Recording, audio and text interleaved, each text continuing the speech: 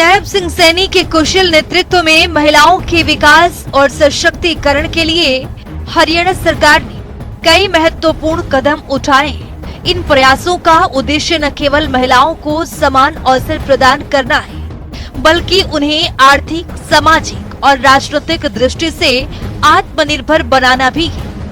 महिलाओं के लिए समानता, पंचायती राज संस्थाओं में 50% आरक्षण, सेल्फ हेल्प ग्रुप्स के माध्यम से उत्थान और लिंगानुपात में सुधार के लिए उठाए गए कदमों ने महिला सशक्तिकरण की दिशा में महत्वपूर्ण प्रगति की है।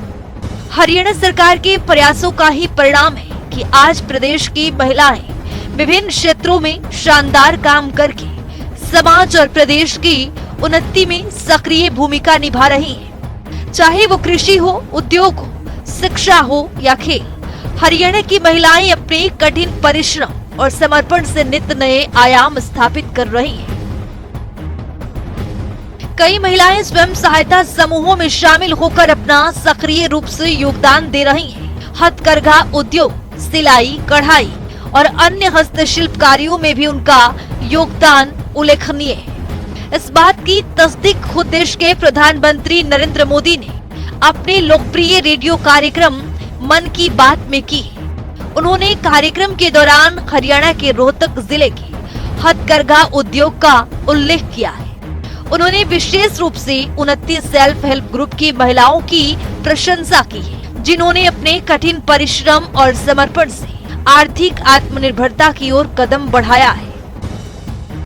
मेरे प्यारे देशवासियों, मन की बात में अब बात रंगों की, ऐसे रंगों की जिन्होंने हरियाणा के रोहतक जिले की 250 से ज्यादा महिलाओं के जीवन में समृद्धि के रंग भर दिए हैं।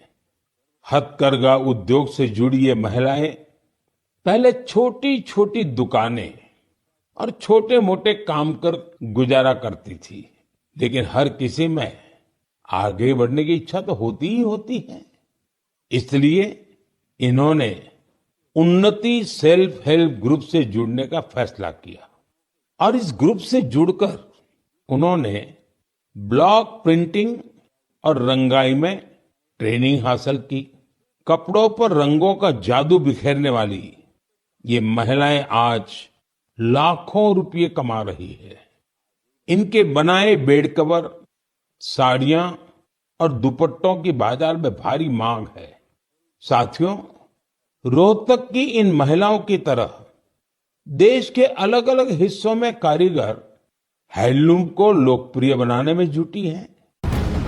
प्रधानमंत्री नरेंद्र मोदी ने बताया है कि 29 सेल्फ हेल्प ग्रुप से जुड़ी 250 से अधिक महिलाएं अब ब्लॉक प्रिंटिंग और रंगाई के क्षेत्र में प्रशिक्षित हो चुकी हैं। इस प्रशिक्षण ने न केवल उनके कौशल को निखारा है, बल्कि उन्हें आर्थिक रूप से भी सशक्त बनाया है।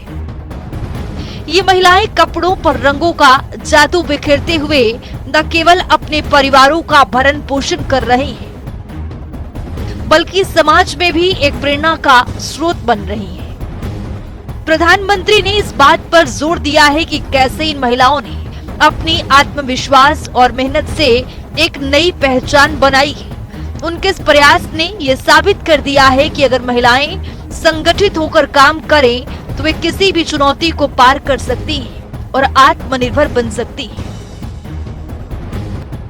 प्रधानमंत्री ने कहा कि 29 सेल्फ हेल्प ग्रुप का ये प्रयास न केवल हथकरघा उद्योग को बढ़ावा दे रहा है, बल्कि स्थानीय अर्थव्यवस्था में भी सकारात्मक योगदान दे रहा है। प्रधानमंत्री ने देश भर के अन्य जिलों की महिलाओं को भी प्रेरित करते हुए कहा कि वे भी इस तरह के समूहों में शामिल होकर अपने जीवन में बदलाव ला सकती है। स्पेशल रिपोर्ट, जनता टीवी।